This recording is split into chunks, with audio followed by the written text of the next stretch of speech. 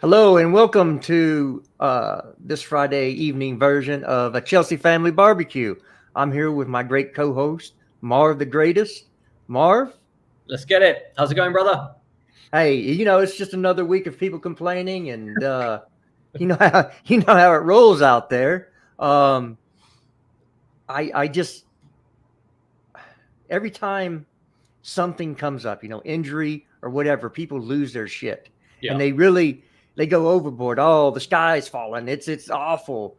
But we had this with Fafana. Oh, ACL, he's done for the year. 6 to 8 weeks, he'll be back. Reece James now, oh, he had his scan, he's done for 6 to 8 weeks. Well, how do we know that? We don't have the Yeah. results of the scan. We have some articles from people who think they know what they know, and it might turn out to be true. I can't say it's not, but I'm saying I don't know.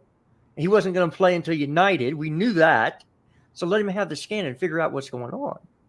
Well, so that's been my thing this week, and of course we'll get into the Mbappe thing, um, and of course we're starting to fill out the staff. We got a technical director now. It looks like we're going to have a head of recruitment coming in, so it's coming along pretty good. So it's been a busy week, and just like to have your thoughts on everything. We were having a great conversation backstage. I wish people could have heard it, but it was Yeah. an old podcast conversation. Yeah, it definitely is. I think it's good that the wheels are being set into motion, especially with the people that we're linked with, like Shields and Vivek. And I always look when we're looking at these directors. I don't really have a huge knowledge of what makes a good director until you see the results happen already, right? So they're saying about Michael Edwards and people like that, but did he get lucky with the players? Not sure. And you're thinking about the players who they discovered. It's the only measure we've got, right? The growth of the club during the time they were there and the players they discovered. So if you look at this new guy, Shields, he discovered there were, I don't know if Foden was one of them. I saw a picture with him there. So obviously that's kind of a plus. There's Romeo Lavia, who I quite like. I think he's a pretty solid player, young player. That could be another plus. And then there's Jadon Sancho, who's a minus. So that puts him to 2-1. So maybe it's something good. But yeah, I mean, it's the wheels in motion. We've got two in now. Maybe Campbell will complete it. And as soon as we get the right people in, we can, keep growing the club and get even better than we ever were, hopefully. Yeah, I mean that's the whole goal is to get going, and I think we have a technically sound Carlito in today. What you say, my guy? You with us? Can you hear me? Yeah, we got you loud and clear. I love his name as well. He's turned into a scout, I think, because he says Cantagao, Alvarez in. Fair enough, I know Alvarez, but there's this new player we've been linked with, Kakido. Is it? Did I misspell that? Fuck. No, Just a bit, brother. Yeah. Whatever. I typed it. I was typing it too quickly because I could hear Jared proverbially breathing down my neck like, you better get on the fucking stream. Oh my God, this guy. What a whirlwind couple of weeks, huh? Since we last chatted within the barbecue. But man, there is so much to talk to. There's a cornucopia, a plethora of things on the grill that we need to get cooking and start tasting. Let's get it, fellas. yeah, I got you, and we're joined by the 30 panel. Yeah. My guy Josh. Let's go. What's going on? What's up, guys? How you doing? I'm Happy about to have a Friday. conversation with Josh here in a little bit. My grandson's starting to have a little red hair. You know anything about that, brother? Well, my brother's redheaded. I don't know. I don't think he's been to Texas though. Well, they live in Virginia. Oh, okay. Well, then we're definitely good on that. Yeah. They're all getting loaned to Tottenham. All the gingers are going to Tottenham. Yeah. It's a great place for them. Yeah, no, I'm good, man. It was, did a little stream this morning with you. It was interesting, but we're looking forward to Sunday. I feel sort of bad that I got kind of like a running joke with my buddy that sometimes I'm just a jinx when it comes to Chelsea things, and Unfortunately, I told him I bought my third kit the other day, and I got a Reece James kit. And then 2 days later, 2 days later, Reece got hurt. I'm like, oh man, he was like, he's ready to wring my neck for being a jinx. But yeah, man, it's all your fault, I'm doing Josh. good. You caused it to happen. I saw it this morning. I was afraid to text Marvin and Paul because Marvin would just respond with pain, Suffering. Marv's on the edge. By the way, I mean, and I was taking a lovely dump, a morning BM, and then all of a sudden I see this and I'm like, I don't even know what to say, because let's get into this as having the first thing on the docket. The bad journalism and the bad reporting around not just this, but a lot of things that pertain to this club in particular have just been so off the mark. And I'm not anti-media. I know that there's this narrative, especially in the United States, that since, January of 2017, essentially, at least half of my country has been very anti-media, very standoffish and apprehensive about any reporting, journalism, credibility, the fourth estate, the whole deal. They're all like, fuck media, fuck media. I'm not one of those people. I appreciate media. I'm in media in a sense. I mean, I help politicians with their advertising campaigns. Like, I do stuff like that. So I'm essentially in media. I'm not anti-media and I'm not anti-journalism. At the same time, the journalism has been so poor, in particular with reporting around this club. It's just been so off the mark. Like Marvin, like shockingly off the mark. Like unprofessionally off the mark. It's been very bad. I mean, it's okay to get things wrong, but when you're seeing credible people report things that are the opposite of the truth, and then the next day is something completely different, it's hard to know. And it's a bad thing that's been happening for a long time, not knowing what news to trust. And then it makes you cynical and, not know what's going on. But the Reese thing is interesting, right? Because they said it was okay, then it's not okay, but he still hasn't actually had the scan yet. So until we actually know that he's out for like however long, it's kind of a pointless point, isn't it? Like, well, no, he's had this. Well, he's had the scan. Yeah, but I think my overarching point, and Reese is a perfect example. It's not about little things, Marvin. It's about reporting on big things. Yeah, absolutely. But I mean, hopefully it's just a small injury. Hopefully it's just like the Fofana one. Just right. 1 month out, we can deal with that for a little bit and just ease him back in. But it's worrying, but not the end of the world. But it's a shame that the one position that we had the injury in was the one position we couldn't afford the injury in, because the alternatives, I love Loftus-Cheek, but he's not a wing back, is it? Let's be fair. And he's not a right back, which means we can't go back to four at the back again. So that is a problem. Yeah. But I think that it means he'll have to play as wing back, and we've got less flexibility. I wouldn't suggest playing Azpilicueta, but that's just me. Yeah, he's going to play. He's going to play. I think he is going to play as well. Listen, Marv, I completely agree with you. Like, I think it. Yeah, obviously, hope it's not anything bad. I mean, we saw him moving around, right? So we know he can walk on it a little bit. We know it's definitely probably not any kind of the ACL injury or anything like that. It could be, one of the PCLs. It could be something like maybe a sprain in one of those that you can absolutely still walk on that perfectly fine. If it's a really, really minor sprain, maybe he didn't even have a lot of swelling. That's why he didn't have a lot of pain walking around. Let's hope the specialist is like, hey, this is something we can just rehab. I hope he selfishly misses the World Cup anyway. I know Marv obviously wants him there for that, but it's okay. You need all the advantages you can get. You're still going to lose to us regardless. Marvin, I would hope we would lose to you, considering your talent pool. Right? But, yeah, sure. Come on. Especially if Tuchel's in charge by then, right? But I understand the points, though, and I think but the problem, I think, is with this issue is that at left back there were options, right? There were options because Cucurella was an option. Whenever someone like that is there, you've got one of the best in the world. But in the right side, who is going to give us a similar level to Reece James? What is there out there for us in January? We've got options that we can either bring back that Dion Ranking, who's pretty good in the youth team, but he's nowhere near ready. He's in the PL2 squad mostly, Yeah, you can take back Livramento at a cost. Lamptey in the summer. Lamptey, who hasn't been playing. Or you go into the market for someone like Hakimi, who I believe is pretty poor because he cannot defend. Dumfries?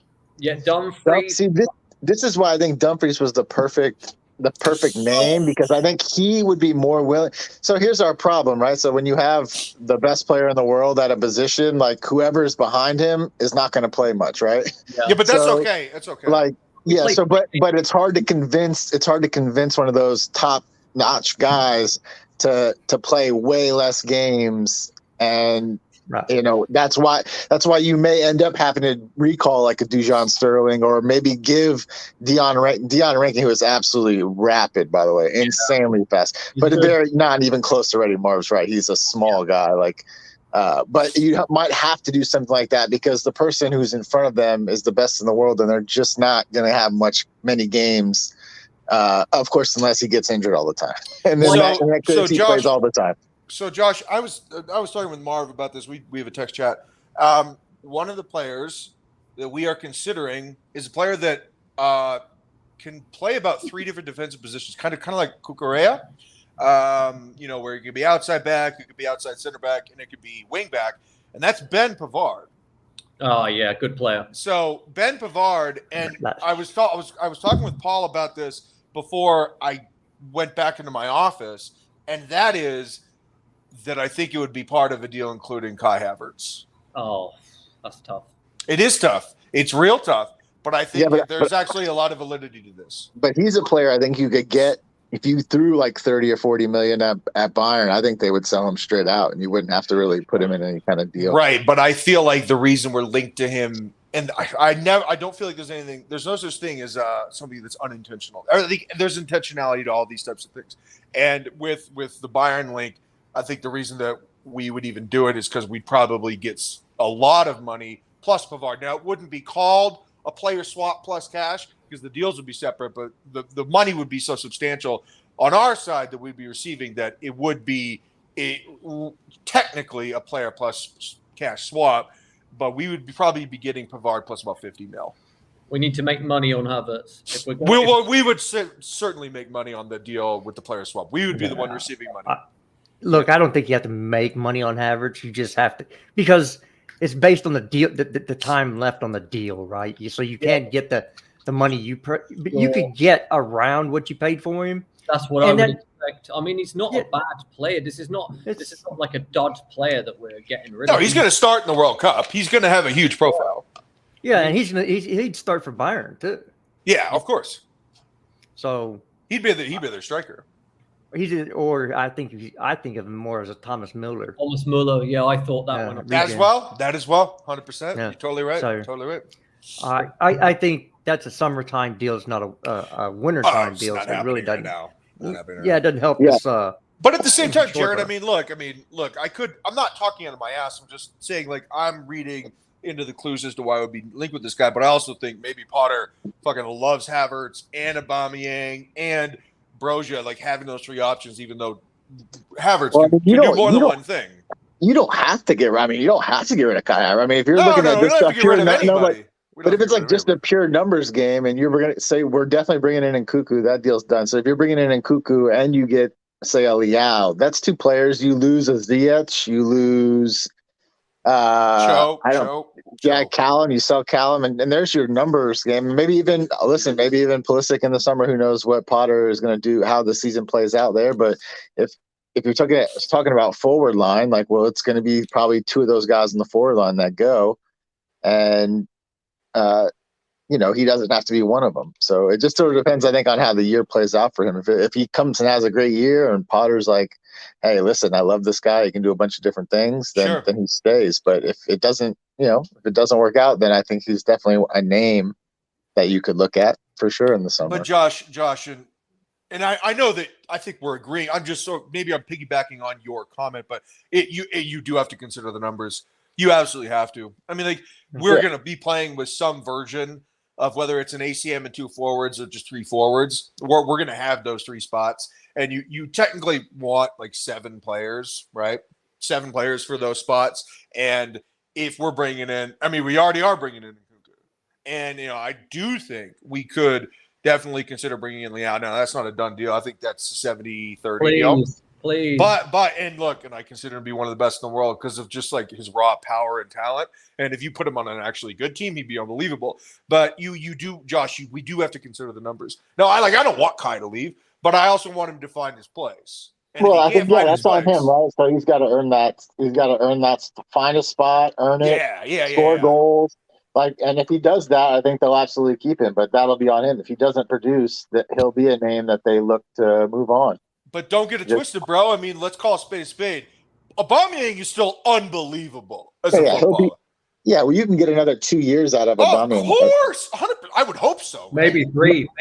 Yeah, I he's agree, so good. He's so good, man. Just look at today's game. I said this the other day. I don't know if it was on stream or I was just talking to a buddy, but like pure strikers like Aubameyang, like guys who are under 30, they just don't really exist like him anymore. Mm-hmm. So most of those guys, like your top tier guys, your Lewandowskis, these dudes are like all over 30. Like you can get great numbers out of a pure striker for a few more years than you would probably like expect. maybe an Ivan Toney. Yeah. Yeah. But Josh, did you see that one sprint where Aubameyang picked up the ball at half and went with it, and you could tell he was still one of the fastest players on the field.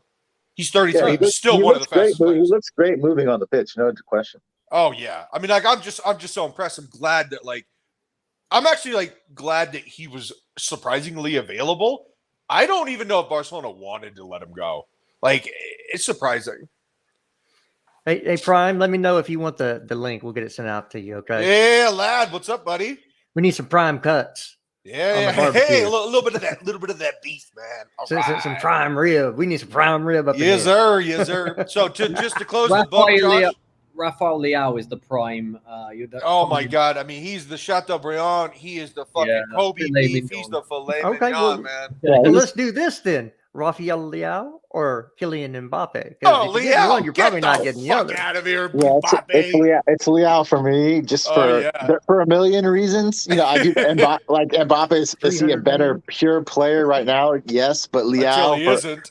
Yeah, right. For 9 or 10 other reasons, Leao, and I think he's my number one summer target this summer. I hope that's who they go get. You're considering that Nkunku's already in, right? Nkunku's in, no question. I already consider him and Vardy all in. For me, Leao, if he hasn't signed a new deal with Milan before the World Cup, then I think he's absolutely fair game in the summer. Please don't sign the deal. Please don't sign. I don't. Dude, they can't afford, but we can. Those teams don't have the money. They don't. They got their big wages are $125,000. Well, again, he has a big issue, and it's AC Milan has a big issue with his previous club. He owes $16 million for a lawsuit that his agency lost. That Milan had promised to pay for him and have not done that. So I think Chelsea said they would pay it for him, which I think is another big reason he's looking at Chelsea too, because I think they said they would pay the $16 million. I mean, Josh, you got to look at it like this, bro. I mean, Mbappe, of course, he's one of the 5 best players in the world. I know that. Everybody knows that. But Leao is what, 4 years younger. He's 5 inches taller, and he's faster, and he's more imposing. I'm taking Leao. Yeah, I'm taking Leao. I'm taking Leao, dude. Me too, because I like the way he plays more. I do like Mbappe, but there's a lot of potential problems and the cost. Now it's not just the cost, Marvin. No, it's a lot of things. I saw a game with him last week, a few weeks ago, where he refused to run. I mean, we can't be having that. I mean, I love the player. I think he's great, but he's not the same guy that he was when he was 18 and winning that World Cup by outrunning everyone on the pitch. He's not the same. I don't know if anyone's watched. I mean, I know Jesters, we're talking about it backstage. I like him and I would take him, but he's not that same player. Now, Leao, he can unlock spaces. I love, as you all know, I love 1v1 players, and he is the quintessential 1v1 player because he's always doing it, and his success rate and percentage is amazing. Even in the games against us, you're saying that Reece had him pocketed, but he still created chances that should have been scored. And we need something like that, because if we got something like that, everyone focuses him.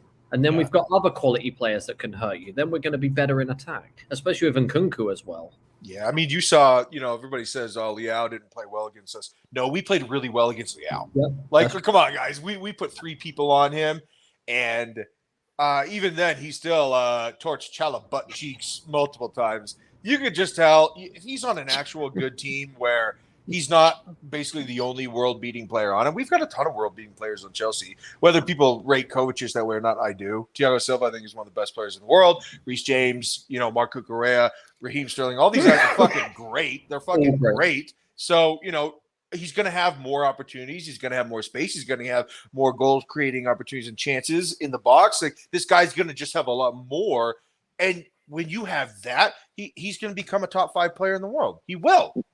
Yeah, like when I watched him when we played, like I was just looking to be like, what kind of traits does he have that I think would fit into our team? Like how would I see him in our team based off the talent that I saw on the pitch? And the way Milan were playing, I mean, he's really their only player offensively. So they were just trying to get him the ball very deep in the like very deep on the pitch. And for us, he would never be that deep. He'd always be so much higher up the pitch. And you saw, like, when he was high up the pitch inside the box, he did create, a few really, really nice opportunities that in a team like ours, like an Aubameyang's definitely getting on the end of, Sterling's getting on the end of them. So, I love the player. He's my number one summer target, like I said.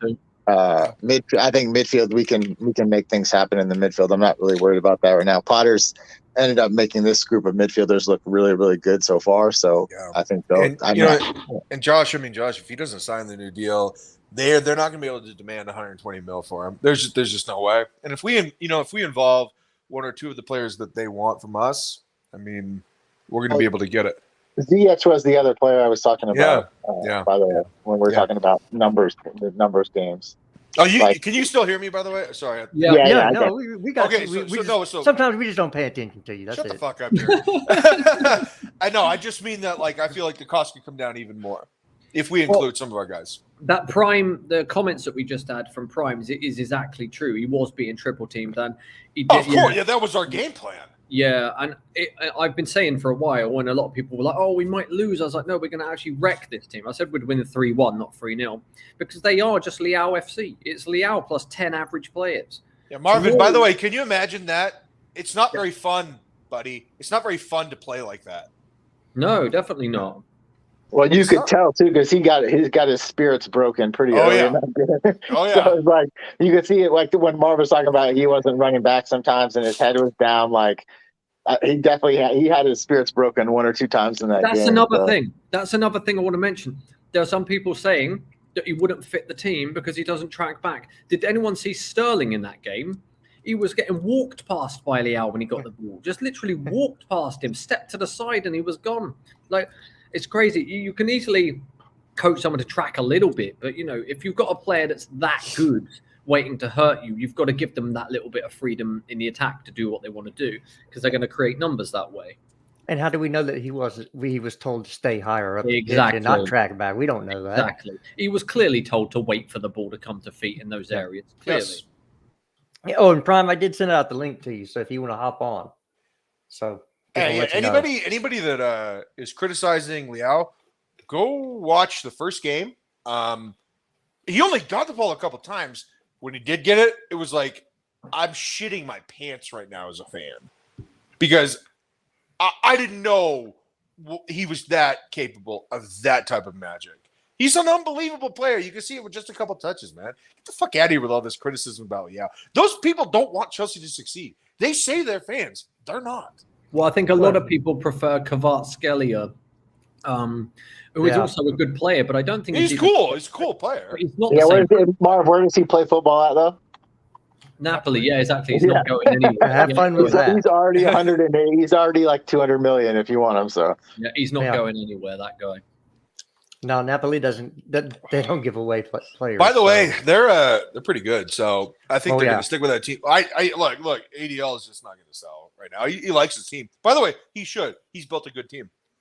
Yeah, they're going to win Serie A, I believe, unless they pop some injuries. Yeah, and I wouldn't want to face Osimhen. Sick. Yeah, I wouldn't want to play him in the Champions League either. Osimhen has a problem that he doesn't always get past 30 games as well, so they need him to stay fit. They need him to stay fit. No, but they've been playing well without him. Who's the D mid? Black guy with the hair, fucking good. Oh, Anguissa, I think. Anguissa? You mean the guy from Fulham? Yeah, good. Didn't he play at Fulham or was it West Brom? I know he came from England. Yeah, I think it was Fulham or West Brom. Yeah, so either way, no, good player. I mean, look, the front line is sick, so no doubt they got something. Yeah. They're better since they got rid of like some of the players that were really hyped in that team. Don't you dare say Insigne. Don't you dare say it. Don't you dare. Don't you dare.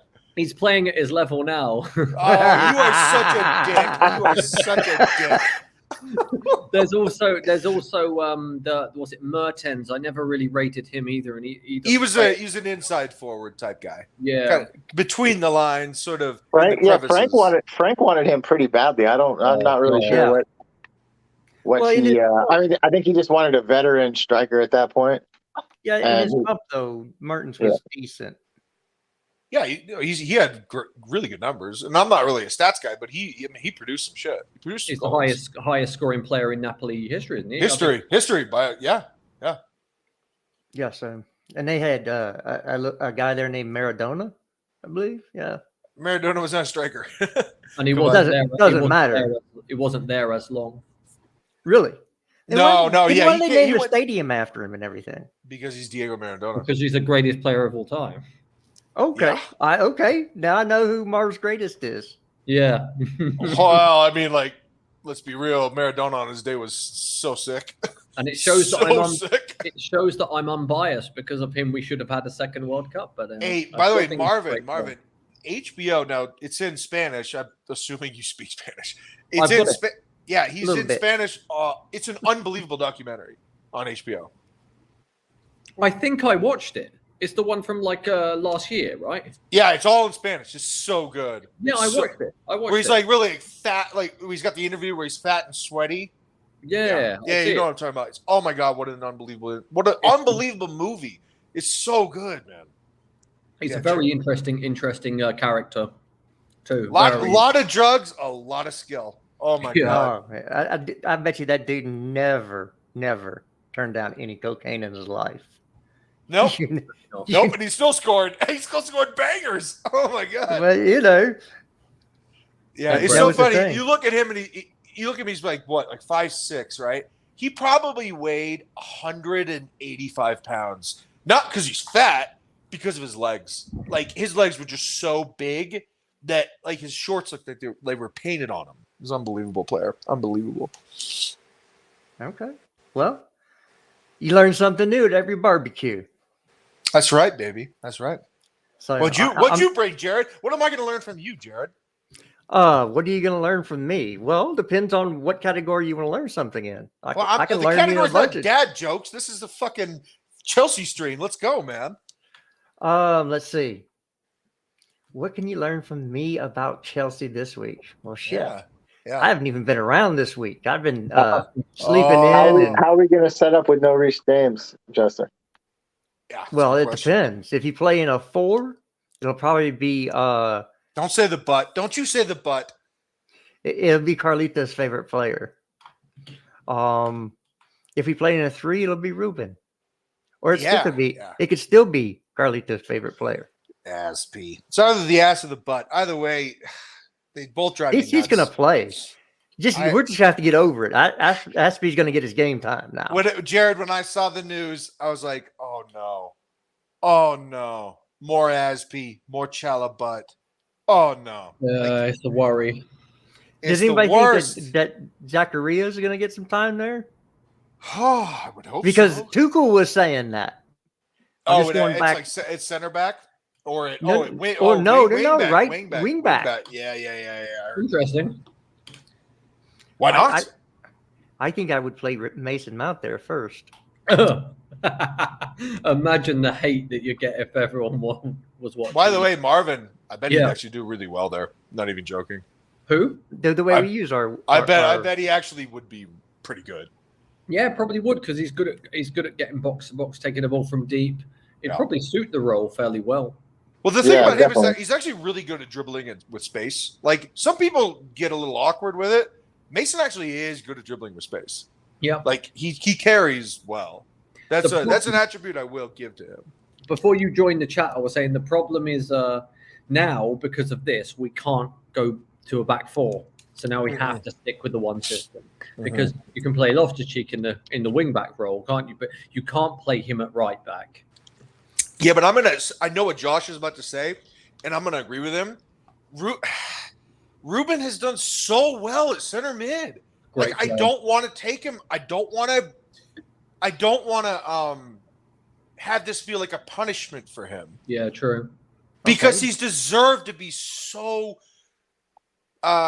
He's deserved what he's gotten. The last couple weeks, he's been so good.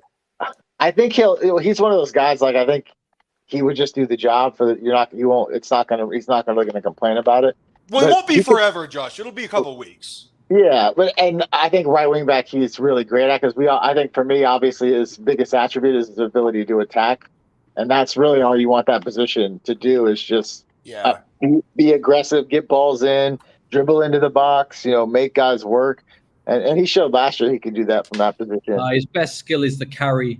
Incredible. Yeah, he's so good. I mean, just so big on the ball with feet like that. It's really, really rare to find. Yeah, Josh, let me ask you this question, because this pertains to Ruben. Do you feel as though he has finally found his game, his real game? Well, he's just playing with confidence. Like, to me, he's like one of those ultimate confidence players, man. Like, every time when I've watched him, when he's at his best is when he's playing consistently and he's happy and he's doing things to help the team. Like, he will continue doing that until something happens. Either which last time it was an injury, but he's just a guy that works for the team, man. And when he's playing confidently, he's very dangerous.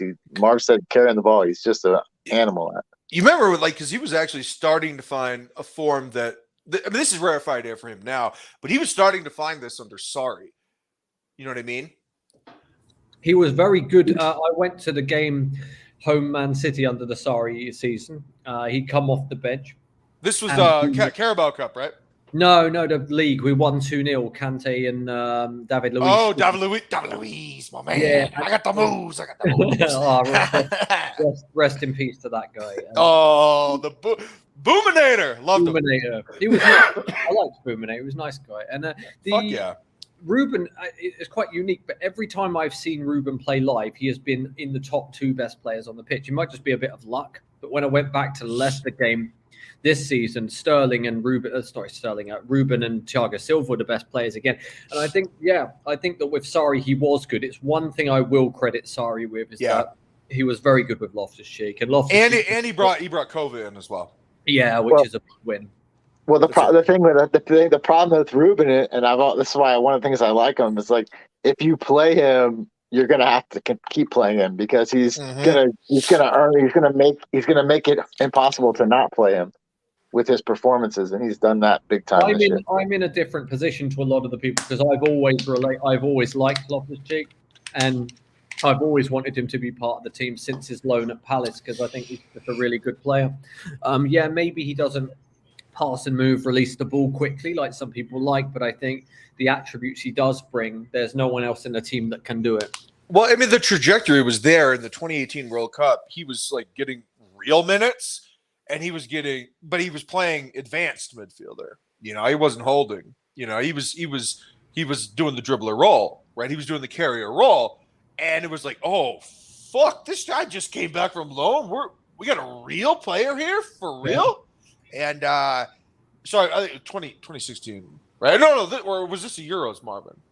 I think it might have been a Euros. Yeah, okay, so that's what it was. So it was the Euros, and we're like, oh my god, like, this is a real player. We've got something here. And, it just, injury. But I like I was just alluding to Josh, I do finally feel like he is fully realized as a player. And, before he was always on the periphery. He was always a tertiary player. He was always on the bubble, right, of actually becoming like a regular dude. I just feel like he's now a regular dude. Yeah, I agree. I think we shouldn't sell him. There's always little talk. No, we're not selling. No, not anymore. Potter's not selling him. No fucking way. No way. I think he's a great player. I think if you persevere with him and keep playing him, he will continue to be good. And he's a player that he was the first projected superstar from the academy since the academy become popular, and everyone was always talking about him in the youth games, and it took maybe a bit longer, but for me, he's a very good player. Very good player. No doubt. For me, that's he's the first. He's really the first big name out of Cobham to make it into the first team, and he doesn't get enough credit for that. People sometimes overlook that for whatever reason, but especially for the guys who love the Cobham guys, like he's often a name that they don't bring up. But yeah, he's great. If you play him and you just keep letting him be confident in his football, he'll give you a job. Yeah. By the way, time. Josh, imagine defending him. Fuck. When you saw the AC Milan guy, Deketerin, I was laughing during the game, the first game. Deketerin came like elbow to elbow with him, and when he turned around, he had to like shake his head, like, whoa, like, oh my god, what was that? I mean, like, dude, he's like 6'2", and he's just so big. And not only that, but he's like agile, he's fast, and he loves contact. He doesn't, if he's not evasive of contact, he loves contact. So it's like, dude, this is a bitch to play against. This is the worst kind of player to play against for me. 100%. It's the guy that's big, that you can't touch them, and they're really good at turning without the ball at feet that can send you the other way. It's the worst. People like him and people like Kovacic are nightmares to play against. Yeah, but now that they're playing together, the off ball movement and the on ball movement in tandem, it's actually so sick to watch. Yeah, brilliant. Like, you watch them, they're basically playing like what's the jump rope.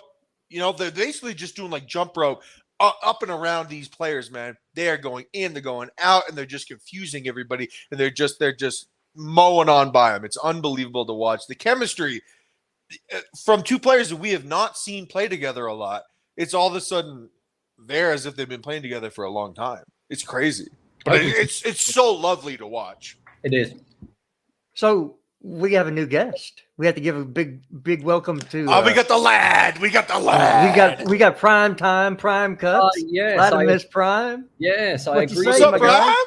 What's up, dude? What's up, everyone? How y'all doing? It's the one guy I agree with the most on Twitter. Yeah, Prime's dope, man. Yeah, Yeah. How's everyone doing? good. Prime, how doing are great. you doing, dude? How are you doing? Hey, listen, Liao. I thought Liao would perform better against us, but when you're facing the best right back in the world, it's a long day.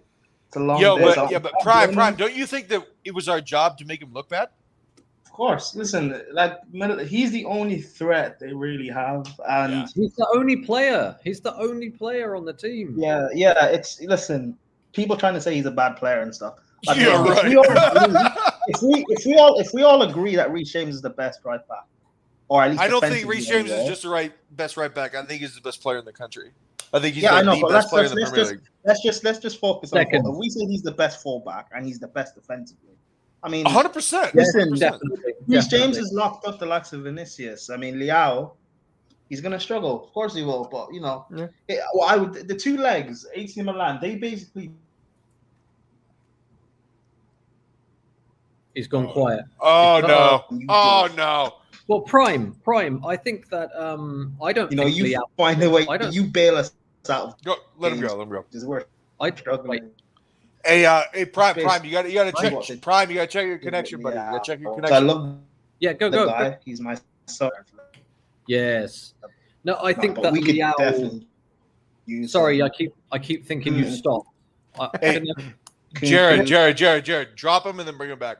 Sorry, Hey, Prime, I'm going to drop you real quick. Your internet's moving mad. scary man. Sorry, buddy. Marvin, what he's talking about with Reece James, look, that's his fucking job, because Reece James is not just going forward incredible, but he is like ridiculous at one-on-one defending. And especially when he gets really close to the player. Yeah. And if the player is fast, like, he will intimidate the player into getting him beyond him. And so, I mean, him and then Chalobah is going cover right in behind him. And then you got one of the D-mids, whether it's Kovacic or Ruben, also right there. Also, Fofana. Exactly. But I was talking specifically about last year. To fuck with Leal if he wants to cut inside. So it was a conscientious move to do this. But did I just want to put the question back to you and to Prime as well. Go ahead. Did people generally think that he struggled? Because I think No, he still burned it. He still burned us. Yeah, I must have been watching a different game. I thought every time he got it, he looked dangerous. Yeah, Reece kind of stopped him from scoring, but there's so many times he beat our players to the line. No. Which player did he beat, Marv? He beat Chalobah, didn't he? There it is. There it is, Josh. There it is. Yeah, I'm not Shallow butt. gonna go 1v4 about a guy who hasn't lost a game. for Chelsea. Shallow butt cheeks. All right. They got some rump roast in the house. Shout out Jared. Jared with the dad joke. I love it. Are we not thinking that he won't play one of Cucurella or Chilwell on the right side? See, that's what I would do. This is what I would do because, all right, full disclosure, I was offered a pro contract as a left back. Marvin's seen my fucking tape. He knows as a left back, but I play with both feet, but I'm a right-footed player. And I was offered a pro contract as a left back. And so I don't understand why we wouldn't at least try saying, like, it's not like Marc Cucurella can't go from the outside and cut in. Of course he can. And he can also use his right foot. Even left-footed players are predominantly left-footed, like scarily left-footed, but he can still use his right. It's not like his right is inept. Of course, I would actually give it a chance, Jared. I would. Because that was floated this morning on another show, and it got readily beat down. I think it's look. You're right now. Your two best backs that are fit are Chilwell and Cucurella. Yeah. Why wouldn't you want to throw them on the pitch together? Mm-hmm. Could Cucurella play on the right? Have we ever seen any samples? Why not? I've never seen him play on the right, but doesn't mean he can't do it. Yeah, but why not? I said he did her two but best backs. But they don't, Marvin. They don't defend with one foot. That's the other thing. They don't. I mean, like if you're like a fucking defender that can only defend with your predominant foot, then you picked the wrong sport. So no. I don't think it would be a problem at all. Not at all. I just think it's weird. Look, Aspie fucking played left back for Mourinho. Yeah, true. Come on. He was pretty good. He did for Frank too. Yeah, but when Aspie was with Mourinho, that's when Aspie was really good. Yeah. Obviously, he was younger. He actually but Jared, I got to give you props. That was a really good question, dude. Well done. Really good question. Thank you. And also, people want my explanation why I think Ivan Toney's a better player for Chelsea than Kylian Mbappe. I don't rate Kylian Mbappe. He's the French Marcus Rashford. I don't want somebody that got roasted for this one. They put him on a spit for this one. Oh my God! I'm not sure most of your panel are going to be with you on that one. Hey, the great people walk alone. Yeah, and then they get assassinated. That's fine. Everybody's got to die sometime. Oh my Lord! Buddy, did you button the top button of that jersey? Is that asphyxiating you? Oh my Say Lord! That right? Say that. Oh. Hey, Prime. Save me from myself. What's going on here, brother? I think his Wi-Fi is going. All right, we got to call a spade a spade. I'm not doing this again. Cut him. Let's go, bro. You gotta fix that up. Sorry, Prime. Josh, you're a reasonable man. Josh, you're a father. You got a great beard. You understand the architecture and the politics of a great beard. You're a reasonable man. I need your largesse. I need your confidence. I need your circumstantial nature. And I need you to tell me what the fuck Jared just said. What the fuck is going on here? Yeah, I think I think Mbappe is one of the best, like you said, best 5 players in the world. I disagree with Jared, but I can see why, playing in the French league, I can see why Jared would think that sometimes, though, because that is how he gets free quite a bit in that league, is he's able to kick the ball and get past them.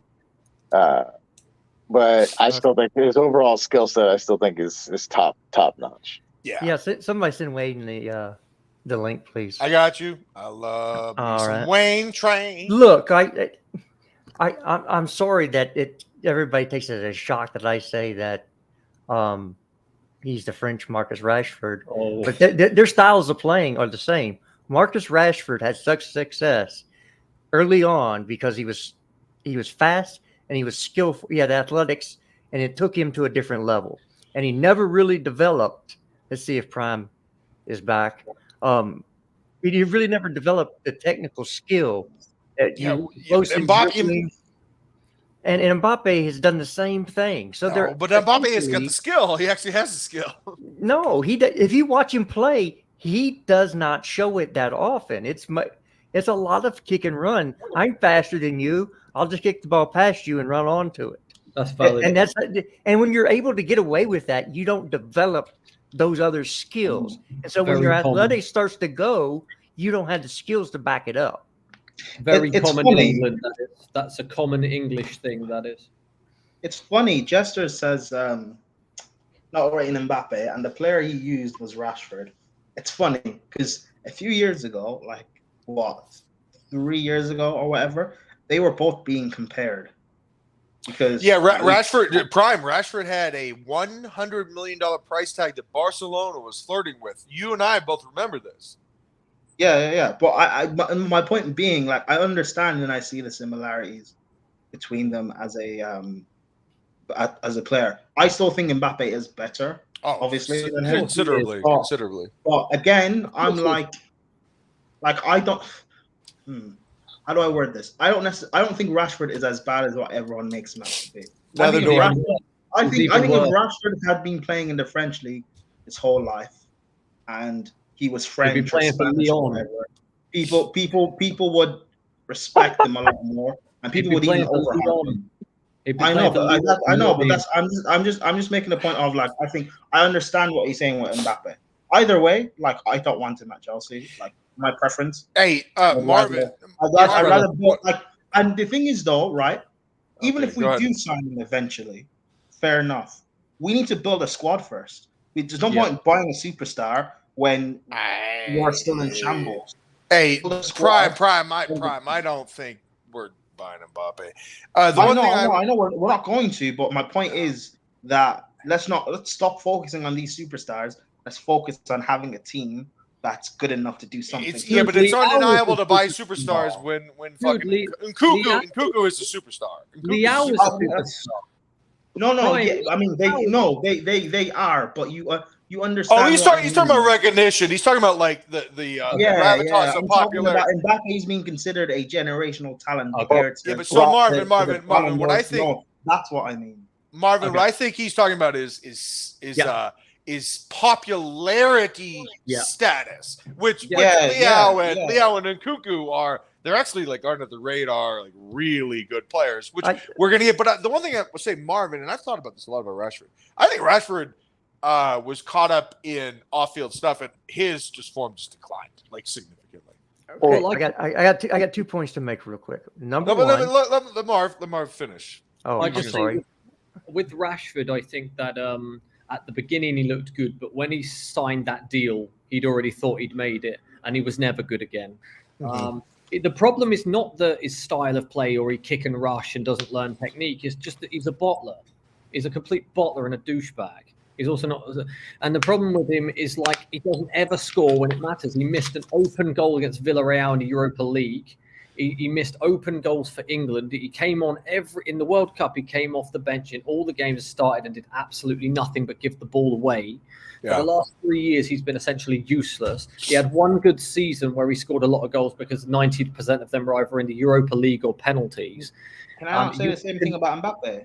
No, Mbappe takes penalties too, but the difference is that Mbappe... not the penalties part. I mean the part... Sorry to interrupt you.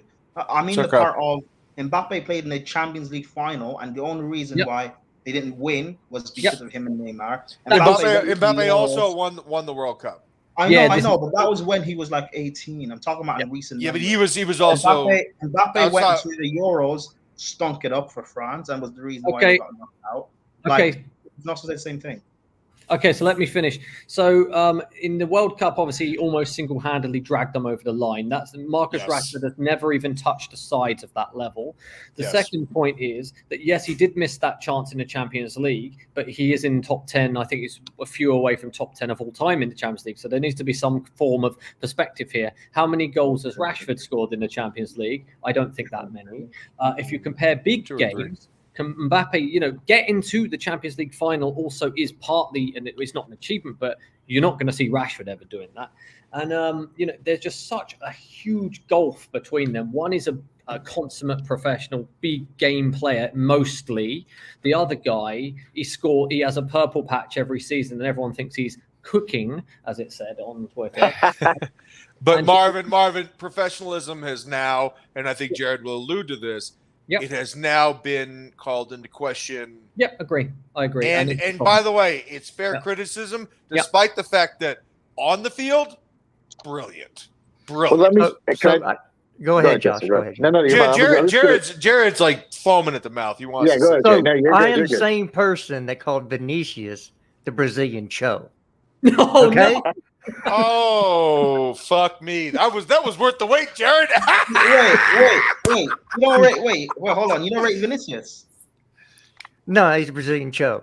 Well, elaborate. Because I kind of hear it. I think so. I want to elaborate. I just think that the hype that surrounds the player is better than what I see on the field every time I watch him. He's predominantly right-footed, and again, pace and right foot. That's what you got. I hear it. Vinicius has only had one season. Vinicius is a big game player. Yeah. He's a big, like you talk about, like Alec Baldwin in Glengarry Glen Ross whips out brass ball, takes brass balls to sell real estate. He takes brass balls to be a big game player, motherfucker. Hold on. Now we're doing controversial. We're doing controversial opinions. My opinion is, like, I believe right now, Leao is a better player than Vinicius, and by the end of next season, Leao would have proved it to the whole world. We all agree with that. Yep, I agree. I don't. One second. Big up to Coach. Make sure you subscribe to Chelsea Perspective. Hey, it's a good channel. Wayne Molds. My man does not. Well, we got to introduce him. Okay. We got to. Go ahead. Okay. Hey, Mr. Wayne, my man. This is the Chelsea Barbecue. So, your contribution is a big, fat, juicy steak burger that I think is available in Texarkana, and you just said that Leao is not better. Go on. I don't rate him. I think he's worse than Joe. Oh, wait! I really don't rate him. I don't like his attitude. Hit the man calling the This Portugal fucking Joe. guy. Wayne just put jalapenos in the burger. He put jalapenos in the burger. No. Prime. Let Wayne speak. I know. But as someone who's been watching Leao longer than everyone, he's my son. Let me respond to Wayne. Let me be the guy. He's Okay. I'll let him go. But at the end, let me do Prime. it. You got rebuttal. You Prime. got rebuttal. But Mr. Wayne just put a steak burger with a bunch of fucking habanero peppers in there. And this guy, Mr. Wayne, he just lit the entire thing on fire. What is going on, Wayne? Explain yourself. I don't rate him. I think he's an absolute pace merchant, even worse than Mbappe. All he does is run past people, and he's got no finishing touch, and he can't do nothing with it. If he could have something, what would he done against Chelsea? He did nothing. He had opportunities, he did nothing. So every time I watch him, I don't rate him. I think in the Italian league, it just makes him look better because it's a shit league. I don't like Nkunku as well. I think Nkunku is just another burner. No, they're the complete opposite players. They're not the same player, Wayne. They're not the same player. I don't like either of them. I just think they're rubbish. I'd rather get Bombo. Wayne, I'm not hot sauce interrupting on that burger now. Wayne, so I want to actually have a dialogue. I'm not interrupting you. I well want done. to speak with you on this. Burger. I have to say, Wayne, respectfully, Nkunku and Werner are way different. Yeah. They're way different. Like Nkunku is like a lot more Brazilian than French, man. Like the way that he plays, he is saucy as hell, and he's a lot more of a creator. So I will respectfully disagree with you, Wayne, on the Werner thing because they don't play the same position, and they are certainly not. They're like polar opposites in terms of style. So Wayne, having heard me say that, please continue. No, it's all right, Clay. It's my opinion. That's what it is. It's what I feel. It's okay. I could be wrong. I could be right. It don't really matter to me. I enjoy having debates, and my opinion is, I just feel like for Chelsea Football Club right now, them sort of players are just not suited to anything we need right now. If we're going to go for an attacking player, I'd rather go for someone like an Ivan Toney or someone who's got strength in their body, because that's what we need at the moment. We don't need another pace merchant. We need someone who's going to hold the ball up and play with the players we've got. But Wayne, you do understand that we have bought Nkunku. Christopher's coming. He's coming to Chelsea. If he's coming to Chelsea, I'm just going to support him. I always support any Chelsea player. But Wayne, you know what I mean? actually think and look, I'm not saying you're going to eat your words and I'm going to tell you so, but I actually do think when you see him with the players that we have, I do think you're going to really like him. Now, look, you and I, when that day comes, you and I are going to talk about it, and then you and I are going to do and of course, because you know I love you, and the feeling is mutual, it's reciprocated. But after that, we're going to do a podcast about it, and we're going to talk about how much we love Christopher Nkunku for Chelsea. Hold on 1 second before. I know Ladimus wanted to go. I know Marv wants to get in there. And Lad does get the retort. Lad, I just want to clarify. Wayne, are you saying that Nkunku is the French Coutinho? Yeah, basically, I think he's worse than Coutinho. Oh no, he's killing me! He's killing me. All right, I can't help it. It's just how I feel. All right, Wayne. All right, so look. Ladimus Prime is so rabid he's foaming at the mouth. So, do you have any more to say? Because if you have more to say, please let me know. Otherwise, I gotta let him go. I gotta let him do his thing. Okay, I want to let the man, the myth, the legend, Prime come back at me. No. Hold on. Prime, you gotta let me introduce you. Prime, you gotta let me introduce you. No, Marv can go first. Let me go last. Marv, you go. Okay, so ladies and gentlemen, Marv, his name is Marvin. Just don't speak about Liao, Marv. That's all I say. Ladies and gentlemen, his name is Marvin. He likes professional wrestling more than any American known to man. Here he goes. Right, let's get it. I'm trying to cycle back to all the things that were discussed. Firstly, someone said Vinicius was the Brazilian Cho. Marvin, how funny is that? How funny is that? You know, even in Vinicius's worst season, he scored 2 goals. That's almost more than half of Callum ever scored. In his season hey, by the way, stat that, Josh. You write that down. Vinicius in last season he played 35 La Liga games, 17 goals, 10 assists, and the Champions League. Oh my God. Can you imagine Cho doing that? The second point to Wayne, fair enough that you don't rate those players. I mean, you are entitled to your opinion. I'm going to let Ladimus talk about Liao. I think Liao is fantastic. But Nkunku, the thing about Nkunku is this guy is more of a centralized creator, but can play across the front three. Timo was not this, right? And but Marvin, who do we think he's more like? What, Nkunku? I think he's more like Malouda. Yeah. But for me, I said De Bruyne. But I'm with you. Yeah, I think he's definitely. People are going to be surprised by him, I hope, but I can understand the concern. You said you wanted someone big that can hold the ball up. We tried that last season. That didn't really work, did it? Yikes. You know, but I do like Ivan Toney. I think he's a very good player. I think he would fit Chelsea as well. But we've got Obama now, haven't we? So we've got a striker that can link play, and we got a good striker. So yeah, I would be interested what your pressing needs were. You said that an attacker might not be the biggest need, but I'm going to let Ladimus come in and we can talk about that after. So, ladies and gentlemen, this man has come to a barbecue and his name is motherfucking Prime. So, my man, Ladimus Prime, if you come with some street meat, with some bush meat, my man, you won't be invited back. So, you better bring the motherfucking noise. The floor is yours.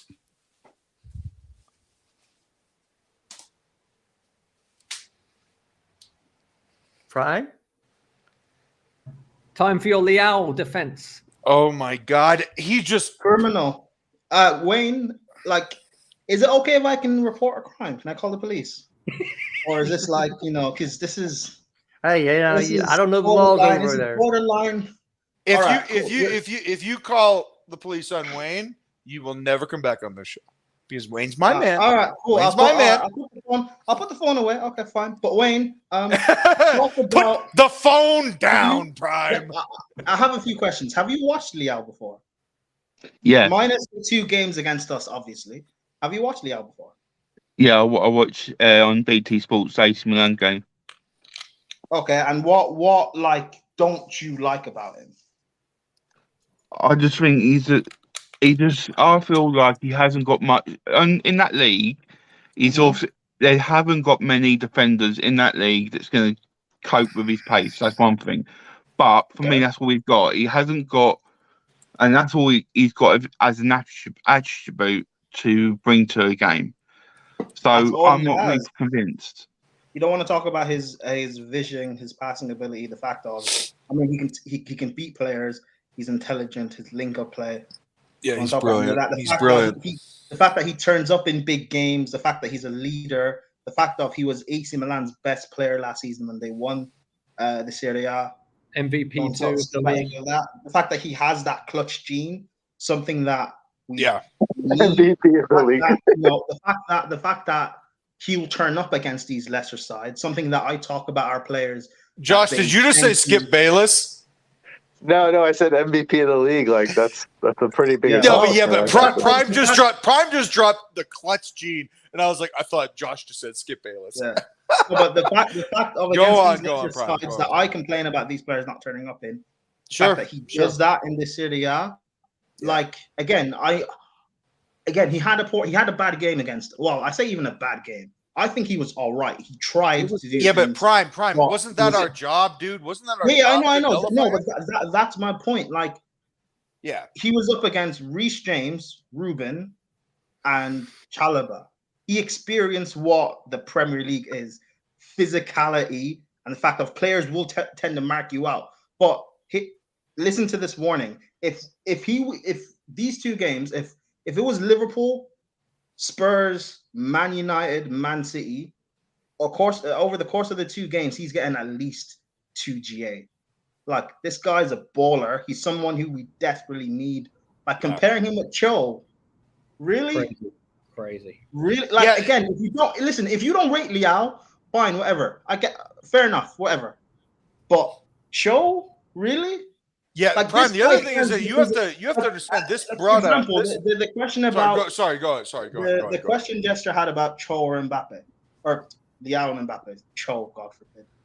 Jesus Christ. The thing about Mbappe that would worry me is the physicality of the league, of the Premier League, and the fight. Yeah. Does he have the fight to go to? I know Burnley aren't in the Prem anymore, but does he have the fight to go to Burnley at Turf Moor on in December when it's cold and freezing and face the low block? Can he go to a Tuesday rainy night at Stoke? Can he do that? I think Mbappe, the type of character and mentality that he is, he's going to grumble and complain. Liao will go to Burnley. He will go to Stoke. He will rough up their right back, and he'll get an assist. Like, this guy is the player that. And if you don't believe anything I'm saying, fair enough. But the fact that Pep Guardiola wants this guy, can't let it happen. No, we're not going to let it happen. We're going to. The fact that this summer just gone, Real Madrid looked to buy him as their replacement for Mbappe. I think would have been I think the fact that they have Vinicius anyway, so I think it would have been a dumb signing for him to go there. But Real Madrid wanted him. That's Carlo Ancelotti, one of the greatest managers of all time. Pep Guardiola, one of the greatest managers of all time. People rave about this guy. Like, I don't. Let me ask. I gotta do an emergency cut in real quick. Yeah. Hold on. Hey Marv, the tweet you just sent about 2 minutes ago that said this has been fire. You sent the StreamYard link out, not the link to the channel. Oh fuck. Okay. Hey, so while we're doing this, so I have to say, because I must be the English Cho. Fuck. Hey, okay. Prime. Okay, stop, guys. Prime, I want to commend you for what you said, and I'm going to give time in just a second for Wayne to retort. But Prime, you speak very well. That matters to me. That matters to Jared. That matters to Marvin, and that matters to Josh. Anytime you want to come on, you are welcome to come on. Because, and by the way, as long as you don't fucking do it in a cafe like you did with me and Matt. Because last time we did that shit, I couldn't fucking hear you. So don't fucking ever do that again. But anytime you want to come on, you're welcome. Do you understand me? Thank you. Okay? Because that was a very, very good response. Josh. Just don't bring me on with someone that hates Liao, man. Just don't do that. Because, Josh, I have to say, before Wayne responds, Josh, the other thing is that defense was organized by, in my opinion, the third best player I've ever seen in my life. And in my opinion, still one of the top 5 players in the world, and that's Thiago Silva. And I think Thiago Silva had a lot to do with the smothering of Liao. Yeah, I mean, he pretty much has. I think he pretty much has everything to do with our defense. He's just so confidently set up all the time. I mean, there's just he almost never has to break a sweat just because he's usually got the setup. He's got like an attack dog in Koulibaly who just will run out and attack the ball aggressively, which I like. And then he's got a guy like Fofana when he's healthy, because I think he's obviously our other best center back, yes. Who's amazing on the ball, who's got pace to maybe let Thiago press, push a little higher. He's got the pace to help him in behind. Same thing with Chalo. They have a similar game in that aspect of their pace. It allows Thiago to be a little more aggressive because they can get back. So yeah, I mean he just dictates everything. It's gonna he's an incredible player. But that's the reason that I asked, is because you and I think we have such fond admiration for this guy, and I think a lot of it, sure, the coach will take credit for saying this is my game plan, but really I think a lot of it is the coach talking to him, because he knows the league that AC Milan came from. He knows every fucking league because he's won everywhere, and it just seems to me like it's more of a tactical conversation between Graham and Thiago than Graham just telling Thiago. Big up my guy, Josh. Yeah, guys, I got to bounce for the night, but yeah, it's been fun. We'll chat Sunday maybe after the game, and hopefully get a win. Let's get it. Take care, Josh. All right, Josh, everybody. Thank you. Josh, thank you for coming on, man. I really appreciate it. Yeah, absolutely, man. Love you guys. Peace. I love you too, man. You're the best. He's the fucking best. Side note, we started this stream early so he could come on. Josh is the glue to this stream. I fucking love him. So if you guys have not, all the listeners, if you guys have not reached out to him or followed him or any of that, Josh CFC, yeah, he's the best. He's the best. You can have really strong conversations with him because he knows his shit, man, and I have a lot of respect for him, and I don't say that lightly because I don't take this game, this panel, these people are my friends lightly at all. We appreciate you, bro. Love Josh. Josh is the best. Let's get it, Josh. Hey, we do have another injury to talk about. I mean, I don't know what we're going to do without the glue and the minerals this weekend, but looks like Mason Mount. Are you serious? Mason Mount's going to be out for 6 to 8 weeks because he's having a scan. Oh, okay. Isn't that the set Jared, you're having a scan? You almost just exposed that I sneakily like Mason Mount. Fuck. The minerals. All right, so Wayne, here we go. What is your retort? If I appreciate what obviously Prime said, and he probably does know more about this player than me, and I'm not going to dispute anything. That's fine. And I want to be proven wrong. I want to be proven wrong about the players. I do want that, because I can be happier if they come to Chelsea and we win things and do well. Then I don't mind being wrong. I'll hold my hands up and I'll do whatever I need to do to prove that. All you know me by now. I've got no issues saying I'm wrong, and I'll hold my hands up if I'm wrong. Mm-hmm. But it's just my opinion, what I see. I don't rate Cho either. I'm not sitting saying Cho's the best player, but I'm using Cho as an example of our worst winger in our team, our worst attacker in our team, and that's how I see it. If they're worse than him, in my opinion, Why should we go and buy him?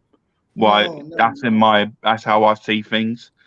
It's just my opinion. It's not a set in stone. What forward do you want? Because you also don't want Nkunku as well, which fair enough. So what forward do you want to bring in the summer? Yeah, but Prime, let's preface this by saying Nkunku is already coming to Chelsea, so it's kind of a moot point. I know. I'm just saying. Like, but Wayne, you also have to understand Nkunku. It's a done deal. It's already happening. So Well, I agree. If he comes in and does bits, then I'll come here and I'll apologise straight to you, Cleo. I'll say you was master was right again. I was wrong. So it's all good. But no. I actually fuck the apology. I want to talk about it instead. But that's fine. I mean, you know that. But of course, you're my guy. You're my guy. Of course. But honestly, in an attacking sense, like I said, I don't mind Ivan Toney if we got another player like that. I wouldn't mind him. But if you're looking at a winger or attacking a midfielder in that sort of sense, I don't really know. I can't sit here and say there's a player out there that I can physically put my finger on and say that a player will come in and he will do us better.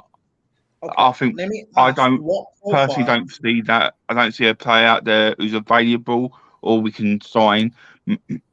Everyone. Honestly, what profile of? So if I'm saying what attacker or forward or whatever do you want at Chelsea? What is the profile? What attributes do they need? Let me ask you that then. Prime, I need to interrupt you by saying there's something that Ben Jacobs just said. Chelsea could spend around 350 to 400 million pounds between January and the summer. Let's but cash out, baby. But, and this is the crucial crux of the argument. But, and I'll actually, I'll start over because this is so important. Chelsea could spend around 350 to 400 million pounds between January and summer, but are still within profit and sustainability from their perspective. Ben Jacobs, and of all the journalists that have reported, Ben Jacobs has been the most right. And the other part about this is that going forward, the most important thing that we need to understand is that we need to make money to spend money because FFP is coming. And it is coming hard. It is coming hard. Yes. But Marvin, you want an ambition. Marvin, you know what? You know I love you. We disagree on everything, but we also, side conversations. We share our friendship and we are good friends. I love you. And you could fucking move into my casa whenever you wanted. Let's get it. You're the best. You're the best. But here's the deal.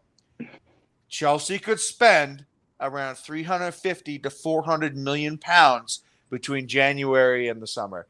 Buddy, this is LA Dodgers type shit. This is how you win. Yep, I agree. I mean, we could get, and with that 400 million, we could get like the French show, the Italian show, but no, I think that's amazing. Actually, I mean, we could reinvent the Cholona virus and make everybody wear masks again. No, thank you. I don't know if we're gonna spend all this money, but it's very exciting to read stuff. That's not something that Ben Jacobs invented. Yeah, but it's very nice to hear that we're focused on the ambition. Is like this summer window was very good. We brought in really good players, and I think that we're going to have good results. So you can't argue. You see the ambition. That's all I ask for is that we show the ambition, and the owners have already done that. So for me, they're on the good side. So can I just answer what Prime asked me, if that's all right, guys? Sure, go ahead. Yeah. The sort of striker I want is someone that's a hard worker who will track back and do his defensive duties as well as attacking duties, and someone who is flexible of being. He can play as a striker, or he can play out wide, or he can play as just behind the striker. Someone who's flexible to fit in the team model, whatever needs to be done, and someone who hasn't got a massive ego in the team that's going to say, I'm the best player, so I'm getting the best wages, I'm getting that. I don't want that sort of ego in the squad, because I want us to have Like we've had Lukaku, we've had other players do that, and it's not been a good look for Chelsea. And I just don't want that anymore. I want us to move forward in a different way. Me too. Me too, bud. The player I most want us to sign at the moment, and I've said this from day one, is Jude Bellingham. I want him at Chelsea first thing. That's a because I think if he comes to Chelsea, that would be a big plus point for us. Agreed. And not just for the future, but for now. Because I think at the moment he's in the top 3 best midfielders in the world right now. So Wayne, I'm actually gonna cede the floor to Marvin because Marvin loves him. Yep, I do actually. I absolutely love Bellingham, so I'm happy to hear that one. The only problem I think is the price, but I think that if you can get him under 100 million, like maybe 70, 80, he has the potential, I think, to be one of the best in the world. And they were talking a while ago about English core. It's not something I'm really for because I like having players from around the world. But I remember when we were at our best, let's say, from 2004 to 10, or, it's subjective, I know, but we had a core of all the best English players. And I said before, if you're going to have an English core, you need the best ones. And we shared all the best ones with Man United at that time. So we had, the Lampards, we had John Terry, we had Ashley Cole, Joe Cole, and then even on the bench, you had like Wright Phillips and people. So we had a core of all strong players. And so this time, adding someone like Bellingham would be key. We've got Sterling, we've got Bellingham, we've got Mount, we've got, so we've got Chilwell, we've got Reece, some of the best ones. So if it were up to me, Leao would be my first choice in the attack, and Bellingham would be my first choice in the midfield. So, Marvin, my pushback, and of course, you and Wayne, of course, retort at your leisure. I would just say I actually don't give a fuck where anybody comes from. When you're good, you're good. To me, it's immaterial your country of origin because I think that. When you got the left wing from Napoli, he's just also just this ridiculous human being, right? I think from Ukraine, right? Georgia. But he's Ukrainian. He's Georgian. Oh, sorry, Georgia. You're right. Sorry. My mistake.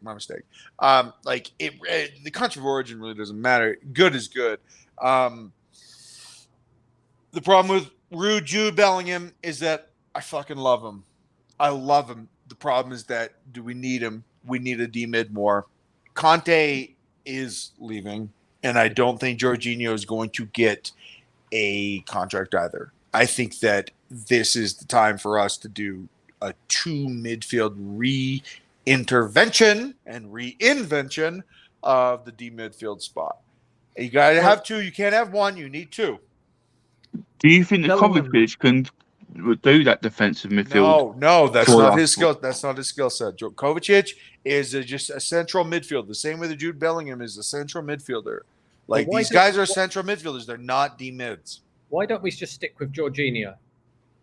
Because I will have to kill myself. No, it's not. No, hold on. Because Marvin, it's a fair question. It's a fair question to someone that loves Jorginho, not someone that dislikes him. No, you asked a question to me. I love Jorginho. I call him Don Frello, of course. Hey, Gabagoo. No, he's great, but it's getting to be about that time, and unfortunately, that time happens for everybody. For me, it was 28 years old. Right, I played futsal between the age of 22 and 28, and I played it every night. And that is on tile for anyone that doesn't know what futsal is, and it ruined my fucking knees.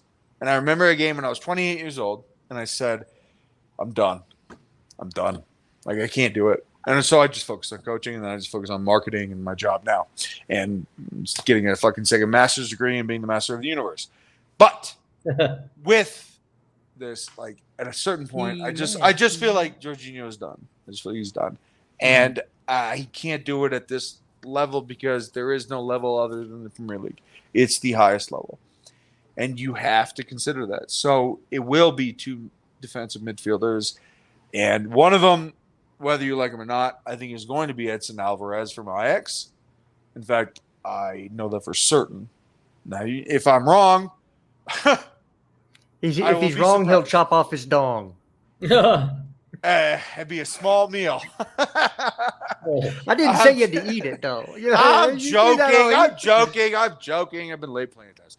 Hey, no. But the other one, I think we gotta go for Frankie De Jong. I think we gotta live large and still try to go for Frankie De Jong. If we go De Jong, I think it will end the whole thing with Bellingham, though. Yeah, but I don't think we need Bellingham. I don't think that, because it's not that I don't think he's a great player. Marvin. Yeah. I know he's a great player. But we have Kova, who's going to get a new deal, because Kovacic is fabulous. Come on, guys. Brilliant. You know he's fabulous. He's fabulous. And you got Ruben. I mean, we got Carney, who's just coming in. Arsene maybe coming in. We got Casiedo. We got Mason Mount. We got fucking Conor Gallagher. I mean, guys, there's plenty of midfielders in the repertoire. But D-mids, Jude Bellingham is not a D-mid. He is not a D-mid, just the same way that Paul Pogba is not a D-mid. Okay? Jude Bellingham is a brilliant player. I know, but Marvin, I'm talking about what we are trying to do now with Graham Potter. Okay. That's what I'm saying. And that's what I was trying to say to you earlier. We're talking about what we're trying to do with Graham Potter. And I'm sorry, but Jude Bellingham is not a D-mid. He's just not. And that is not taking away from the fact that I know he's fucking good. Yeah, I think that's a fair point, because what it really, I'll give it back to Wayne in a bit, because I really like Bellingham. I do. He would always be, at the moment, he is my first choice for the midfield. And I really hope we would go for him and Leao. I really hope so. Obviously, I don't have any say in who the club goes for, but there are players that I prefer. I'm not against someone like Alvarez come in, but if you're thinking about D-mid, I mean, we haven't even given Zakaria a chance yet. Yeah. So, Wayne, go ahead, buddy. What do you got? That is, for me, you just pointed out, that is criminal. Why we haven't given him, and even games but it wasn't Potter's guy. It wasn't Potter's guy. Maybe wasn't, but he said he'd give everyone in that squad a fair opportunity. He said that the first minute he came in, that everyone now has got a fair opportunity and they'll get the opportunities. And he's given everyone an opportunity except for him. And he's not like he hasn't had opportunities to put him on even for 10 minutes. And he hasn't done that. Respectfully, can I say that giving an opportunity and giving minutes can maybe be two different things? Yeah, I can see that. Look. A fair shake may be a fair look in practice. Yeah. You know, instead of actual game time. I'm just saying, like, I know what he said, Wayne, but at the same time, and look, we all want to see it. Obviously, we want to see Zachary. Good, bad, and different. At least we fucking know, right? But I have to say, Potter did not define what a fair shake was. Well, you know, you shake more than twice and you're playing with it. All right. Jesus Christ. Way to contribute, Jared. Well, I have to get in there. Hey, I just need to retort on something you said. I don't think Kovacic is getting a new contract. Oh, okay. Hold on. Wayne, continue, please. Well, I hope Jesters won, because I love Kovacic. I think he's proven me. He's literally one of the best midfielders in the world. You have to. When he came in on loan, he's 28. He's 28 years old. Jared, when he came in on loan, I didn't think. When he came on loan, I didn't rate him. I thought, why are we getting this player? And on that first season, sorry, I was like, him, Barkley was always dropping. I was like, are we going to see the best of him? Then we signed him, and then all of a sudden, he turned up, and he's proven how great he is. And it's really good to see. I mean, Wayne, of all the footballers in the world, he's my favorite. Of all of them, of all the footballers in the world, he's my favorite. I can see that. But so what were you saying before? Jared threw a big old flaming dildo into the conversation. And so what were you saying prior to that? Because Jared is very funny and I appreciate it, but what were you saying? I really truly don't think he's getting a new contract. I really truly believe that you are full of shit. Because he's not available. He's injured a lot. You cannot let him go, because that's another 56. I mean, how many players I said the same about Rudiger. If we let him go, Unless you're bringing me Koulibaly, you're not replacing him and that's going to. Yeah, but Marvin, there is no player like Kovacic because it would be Luka Modric, and he's 38 years old. He's 38 years old. This is the point I'm trying to make. I don't think that there are many that can do what Kovacic can do. So you have to renew it. Luka Modric is not a fucking. Is not friends with Doc Brown. He can't go back in time. Okay, I understand all of that, but if they're running metrics and they're looking at the output based on the time available, it ain't going to look good for the man. And buddy, because if we're talking about injury-prone players, if I swear to God, and I know that we built this stream so we wouldn't interrupt each other, but I'm interrupting you now because if we watch Ruben and Kova dominate for this entire rest of the Potterball season, you will eat these fucking words. Well, if and buts were candy and nuts, we'd all have a Merry Christmas. Guess what? We will have this conversation in May. We will have a Merry Christmas. I mean, I will dip. Never mind. I'm not going to. Hey, if you say you're going to dip your balls in hot chocolate, I'm like, that's going to burn, dude. Question: How long has Kovacic actually got left? So, 2025. I'm not sure. I'll tell you. Right you just went up an octave there, bro. Yeah, it's kind of strange considering I have the deepest and most handsome voice. No, 2024. Oh, yeah. We'll definitely give him a new deal. Come on, man. It's a non-issue then. We've got a year to figure that out. No. I actually think that we'll do it. You got to do it this summer. Yeah, and I think we will. You think you got Kante and Jorginho's contracts ends up this summer, and then you've got obviously Kovacic next. They wouldn't. For me, it'd be silly not to sign at least one of them to a contract. And if you think about all three of them, you probably say Kovacic is the most likely one to sign a contract out of the three, because Kante's at the moment his injuries at the moment is absolutely terrible. And Jorginho, as we said, he wants to go back to Italy and finish his career in Italy. He's not going to stay at Chelsea the rest of his career. Even though he does enjoy, you can see he does love the team and love the culture of us. But I don't know who's going to come in. I just want Benham in, not just because he's the country. It's not that reason. How I feel like as a midfielder. Yeah. And what he could achieve is something I think is unbelievable. I truly do believe that. And if you don't, but the thing is, if you ask Haaland will tell you as well how good Benham is, and that's but wait, I think everyone here thinks he's good, for sure. But the one thing I'll say is this: look, fuck, I just lost my point. I'm sorry, guys. He's dull. He has American no point. Show. The American show. Oh no! Oh no! Here. I just lost the ball. Oh no! Let me play devil's advocate here. We have been spending quite a bit of money in the midfield on youth, like Carney. You have Cassiano from whatever Cassidy or whatever his name is. Yeah, Cassidy. And then you're talking about Bellingham. You're talking about Alvarez. So you're looking at getting younger in that midfield and changing up the composition of it. All I'm saying is, if Kovacic has another stretch where he's out this year, they're gonna seriously look at it and say, "Look, yeah, that's true. It's not about his play on the field. It's about how many games can we get him on the field." Hey, Jared, let me ask you a serious question. Do you think he's good? I think he's good from box to box. I think his finishing. I'm not talking about finishing. That's not his job. That is not his job.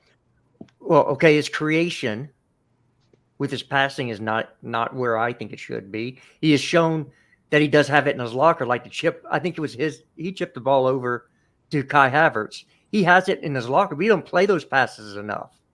The through balls, he has it. He doesn't do it enough. Jude Bellingham can. Bellingham has the same, but I think Bellingham is less injury prone and he's younger and he's physically a bigger dude. Yeah. The other person and look, this would actually be antithetical to my argument, and that's fine because I'm not afraid of being wrong. When I'm wrong. It's okay. Carney Chukwuemeka, fellas, this guy's just getting started. There are reports out that he is fucking unbelievable in training. He looks good. Dude, he's going to be good. Yeah, like he's legitimately going to be good. You guys were talking about like Ruben being like this first success story for the academy. Dude, I think this could be he's not from the academy, but he could be a serious player. But don't you think he's a direct replacement for Kovacic? Oh, like a direct no. I mean, no, position wise, yeah. No, style, no, of course not. Well, he can dribble. He can create. No, but I'm talking about position wise. Yeah, style is just Kovacic is just so unique, Right. But he does play on that position wise, yeah. Marvin and Wayne, what I'm saying is position wise, yes. So I'm right. Well, I mean, they're different. You're right. We need to discuss. You're right. You're right about what? N'Golo Kante, whom you guys suck. By the way, this is the last topic I want to talk about. The guy whose dick you guys suck every fucking day is leaving. He's not getting extended. This savior of yours, this fucking unique midfielder of yours, Chelsea doesn't want him. You might want to tell me why, because I know why, and I've been saying it since 2019 when I wrote that article for Pride of London. But tell me now why Chelsea doesn't want him. I'm gonna cede my opportunity to go first to Marv since he was trying to get a point across. Oh, is that right?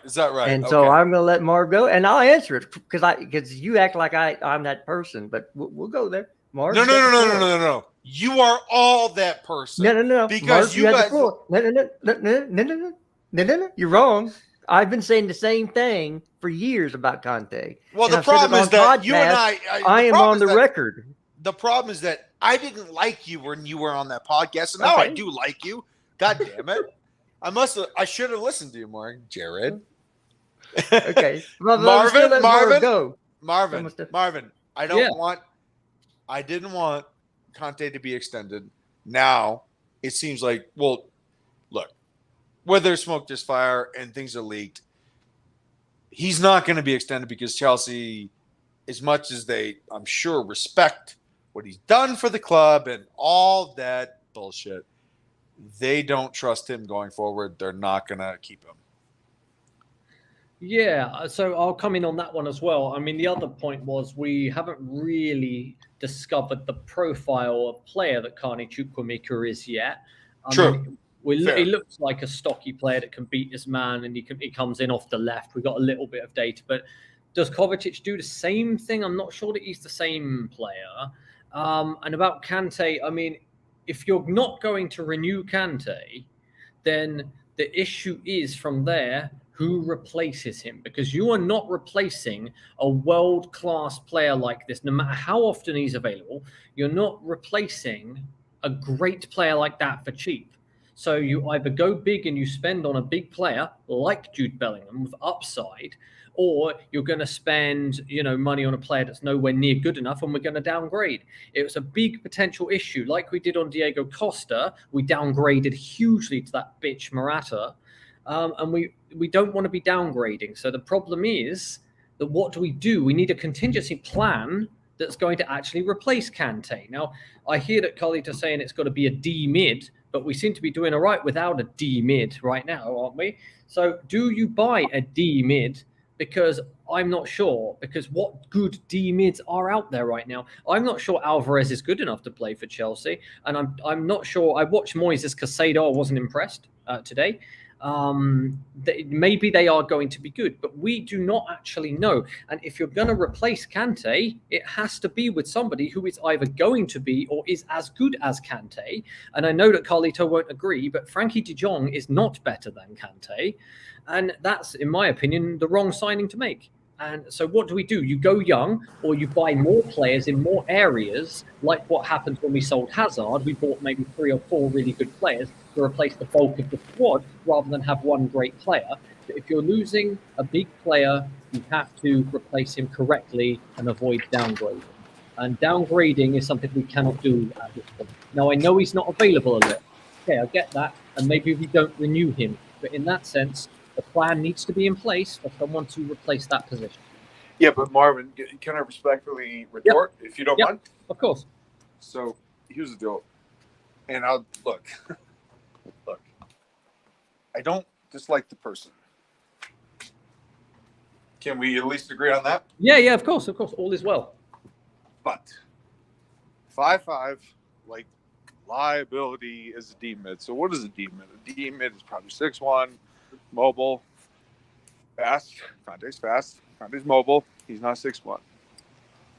D mid is also a great proficient at passing. Conte is okay at passing. He's not a great proficient at passing. A D mid needs to have a great touch. Conte does not have a great touch. And then lastly, a D mid, he needs to be a rock. He needs to be reliable. He needs to be the one that the coach comes to as the second coach, the coach on the field. And Conte is none of those things. Conte smiles a lot. He's a cult figure. He's funny. He's probably got Asperger's. Although don't quote me on that. I just feel like he's either that or Engelman syndrome. He's at least standoffish. And I think that people like him for reasons that are not football related. And I don't think that that's genuine at all. I think it's disingenuous. And a lot of cult heroship comes with that. But he's injured all the time. He's never available. Yeah. He fouls way too much in the defensive third. He's terrible in the air. Terrible. He is not a good passer. And his first touch sucks.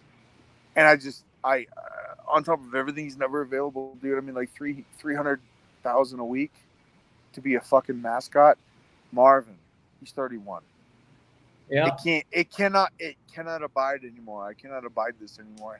It cannot continue. But okay, I want to add to that because I'm not saying we have to renew him. Not at all. No, but I was also explaining within the context of not renewing him. I was also explaining to you why I don't like him because I mean, in high school and in college, I was a D mid before I transitioned into being an outside back where I could play as a pro.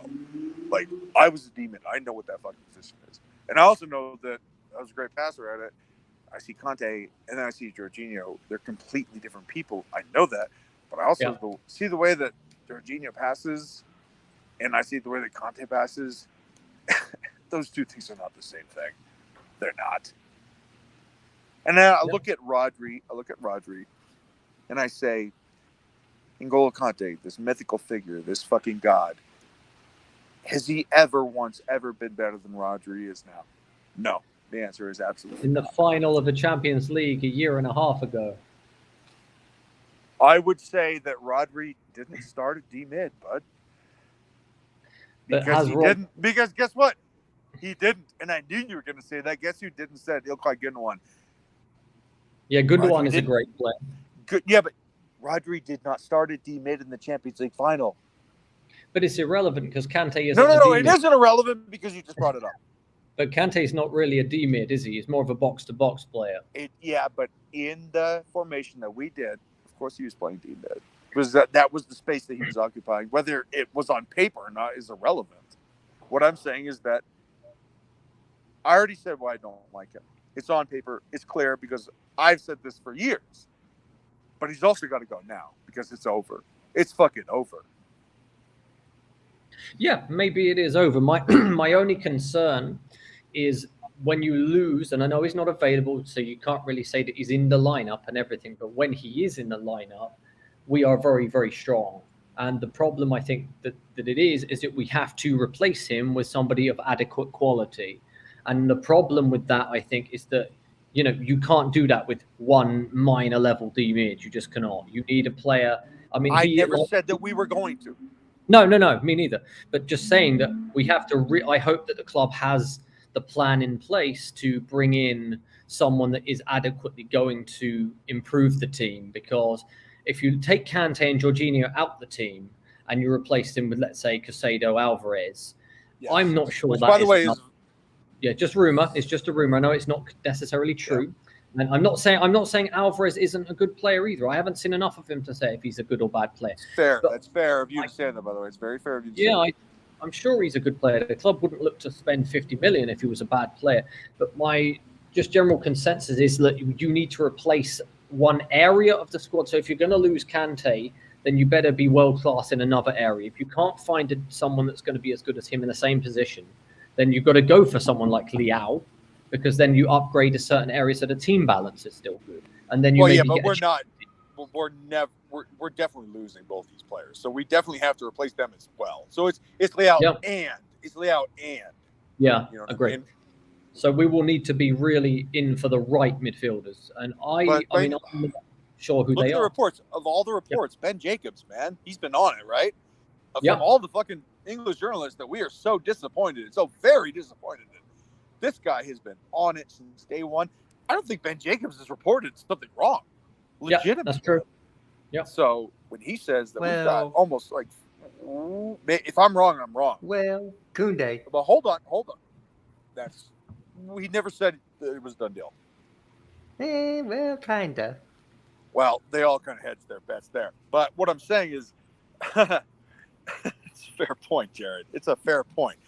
But I also believe Ben when he says that if we have 400 million pounds to spend between January and the summer, buddy, we're going to do it.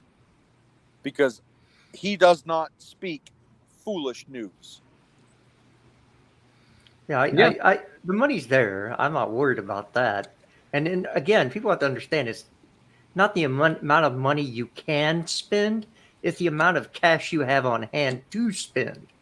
Now, we have both. We have both. Yeah, we have that both now. So it's one of those things that people need to realize that it's not only. This is what I still to this day still do not understand about the Manchester United fan base and the Arsenal fan base is they bitch and moan so much about their American owners, but they're always above amongst the highest spending teams in the Premier League. I think Arsenal and Man United are up there at the top, and yet they bitch about their ownership. I don't get it. It's not just about spending; it's about spending well. As if you don't. Okay, that's a fair point. Yeah. But don't say they haven't spent money. Say they haven't spent it well. No. They're talking outside of both sides of their mouth. They're also talking outside their ass because, of course, those owners have spent. They have spent a ton of money. So that argument from Arsenal and United fans, that's bullshit. Well, United have spent over $1 billion. Their squad is worth $1 billion, and they play the worst football in the top 10. I mean, it's so disgusting. It's embarrassing. Yeah, and look, that's fair enough to spend the money, but it is true that you have to spend it on the correct players. Yes. And they did have those issues, and yes, the ownership did put those people in place. But to say the argument being they don't spend the money, and you're not going to. There's not too many places you can find an owner on earth that's going to spend more than American owners. Okay, there's very few. Most of them are in the Middle East. I've learned very quickly to trust in our American owners. I mean, this has been like every single week has been fun with Todd Bowley. So every week we're linked to someone else, and it's actual big players. It's not picking off. And I love Abramovich. He's a god to me. But a lot of the time we picked off cheap second choice players over and over and over again, and eventually that caught us up. Whereas now, Marvin, especially in the last 7 years. Yeah. Absolutely. You look at we wanted all the players that it started off under Jose and he ended up losing his job. Then it happened to Conte. I don't know if it happened with Sarri or not. Maybe it did. It happened even with Tuchel, like before the end. I mean, we ended up with one player, Lukaku, and the rumors are he wanted Haaland. So, and I know Haaland might not have been available, but in the sense is we still kept doing it. But with Todd Bowley, already we've ended up with high class people. We got Cucurella. Can you imagine Marina putting 60 million down for Cucurella? Yeah, can you imagine Marina stealing him from City? Because we stole him from City. Yeah, it was brilliant. Yeah, but so you just got to look at it as it's not just like American ownership. They don't know anything about football.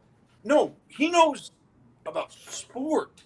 And you have to look at track record because track record matters. Yep. And he's got the best team in the MLB. The Dodgers are going to win the World Series again this year because they have the baddest motherfucking team you've ever seen. The baddest group of ballers. Why? Because they do their homework and they spend their money wisely, and they spend a lot, but they don't spend on players that are non-starters. They don't do it. Let me put it this way. I understand there's a lot of talk about how business was done this summer, but rate the window we had this summer on the last three, against the last three windows we've had. It's incredible. It's not even close. It's incredible. Not even close. We got a lot of top young players. We got Raheem Sterling. We got Cucurella. We got Aubameyang. You know, how long have we waited for a good 9 that can link play and actually play proper football? Like 5 years? Yeah, and we didn't even spend much for Aubameyang. I mean, Aubameyang is just like so wonderful, right? Brilliant player. Brilliant player. So in that case, this is the guy that doesn't know anything about European football, and we just had our best transfer window since I've been a Chelsea fan. Yes. But it's just, we're incomplete. We know we're incomplete. We know we need more, and that's okay because guess what? The owner knows we need more, and he's not going to rest on his laurels. He's going to say, what is it going to take? That is it. But he's not going to, he's appointing 2, 3, 4 executives within the scouting department that are going to deal with how do we get the best players within the context of, I know we're going to spend, but we're going to spend smartly. That does not mean that we're going to be on a budget, because we're fucking not. We're just not going to spend frivolously on Angel Di Maria and Anthony and Jadon Sancho. No, we're going to find the players that fit for us, regardless of the cost. You got something, Wayne? Yeah, go I ahead. was going to say something, because obviously I kept quiet listening. I was eating my popcorn when I was going off about Kante. I was enjoying my popcorn.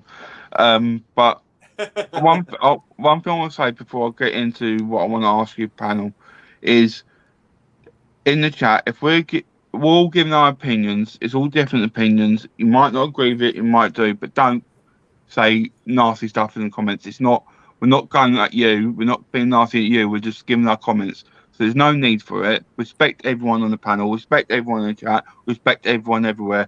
That's the best policy in life. Do not be disrespectful to anyone. Anyway, done that. Next one I was going to say is, obviously we was talking about the owners, and the one thing I'm going to say about by what I've thoroughly enjoyed is not just the transfers, because that's one thing, is the fact that you're seeing him everywhere at the training ground, in the games, and you can see him literally want to be involved. And not only that, you're looking at, he's gone from top to bottom. He's cleared out all the rubbish what we've had, all the how long we've been saying that all the directors and all that, it's just been so poor, and we need a new fresh start. And he's gone, right, straight away, one summer, he's done, knock you all out. I'm going to put my own stamp on it. We're going to do my own way. And you're listening to the future, and he's planning and what he wants, like you said, from Ben Jacobs, especially when you listen to him. It makes me excited to think, yes, when we're starting to be a name brand, we want to show how quality the best club in the world we are, and he wants to put that on the map. Yes. And then you're looking at what he wants to do with looking at stadium, and they're looking at buying a plot of land to build the stadium, make the stadium better, and that's the sort of thing we never had for a long time, and that's what makes me excited. Not just the transfers, but the whole thing around the club. You think, and I'm looking at him thinking, I trust him. I trust that he's got our best interest right now.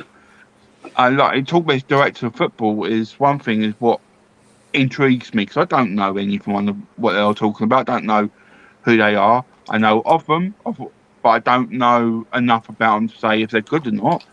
But it excites me the fact of we're having this conversation and having this what's the word? Ethos around us now. Yeah. It's just ethos. Yeah. Ethos is for anybody that doesn't know, ethos is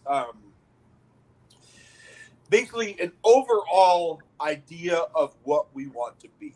In the simplest terms, the ethos is what we want to be as a whole, what our direction is. That's what an ethos is. Well, it's called the Chelsea way. That's what they're building, the Chelsea way.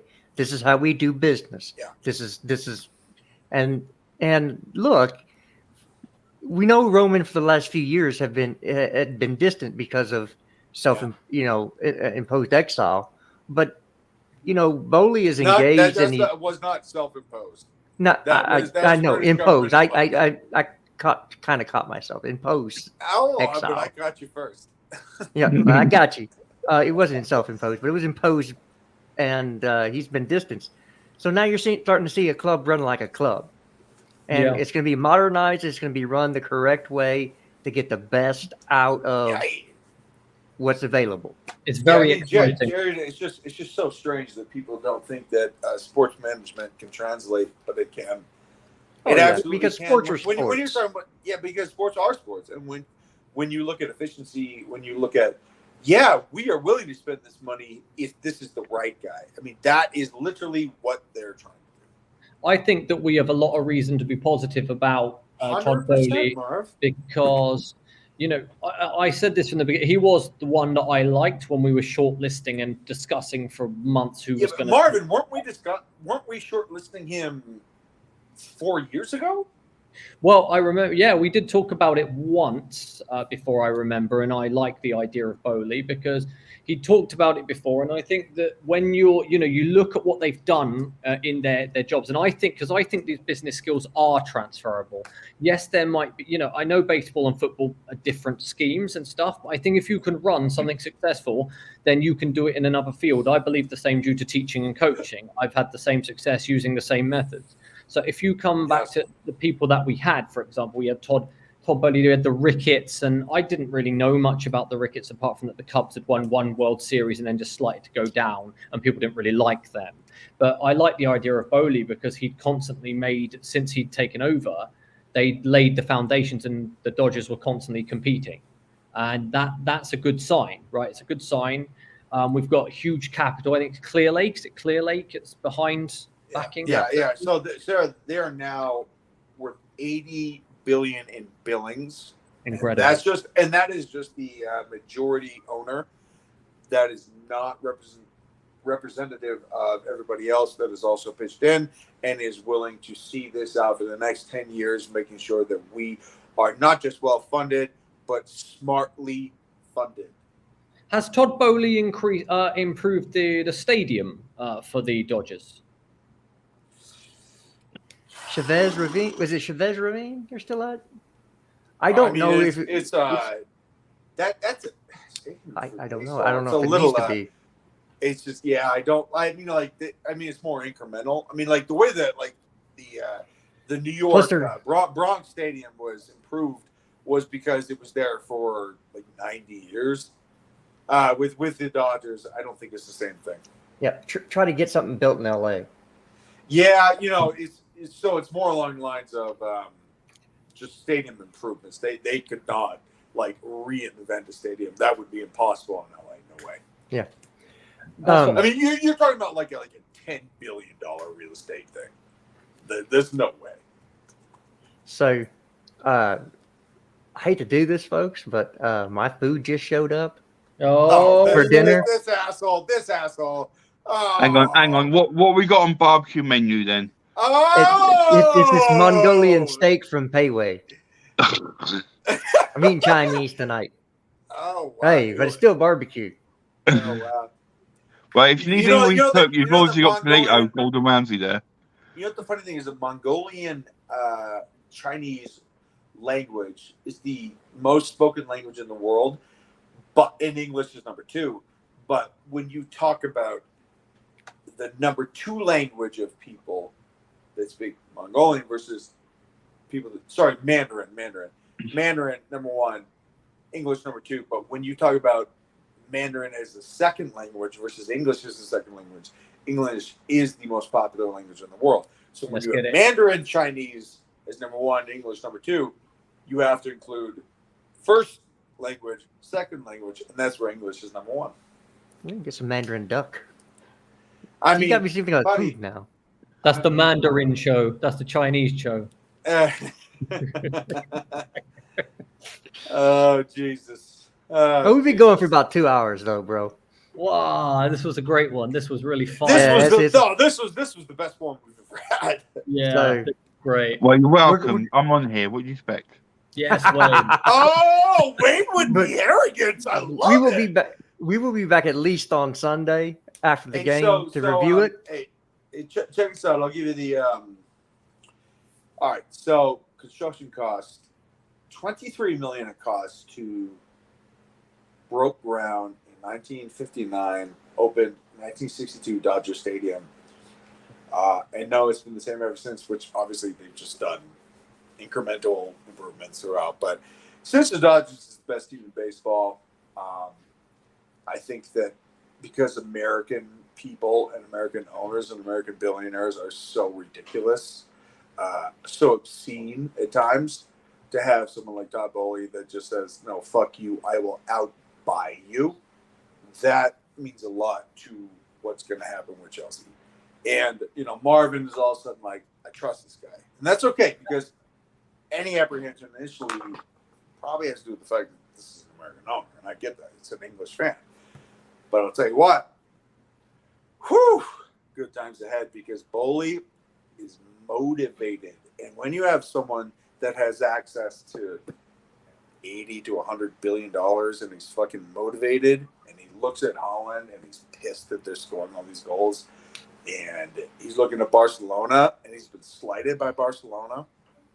Yeah, I think that Todd Bowley's gonna be pretty vengeful in an intelligent way with his money. So don't kid yourself. We're just getting started. Yeah.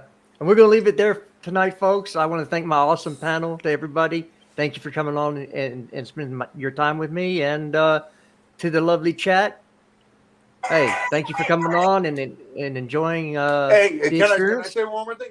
Sure. HM, guy in the chat, HM, you come on 3 Inks and a Brit tomorrow. Sorry, Sunday. You come on and you tell me what's what. If you can tell me what's what, I will give you 5 minutes to say what's what on 3 Inks and a Brit.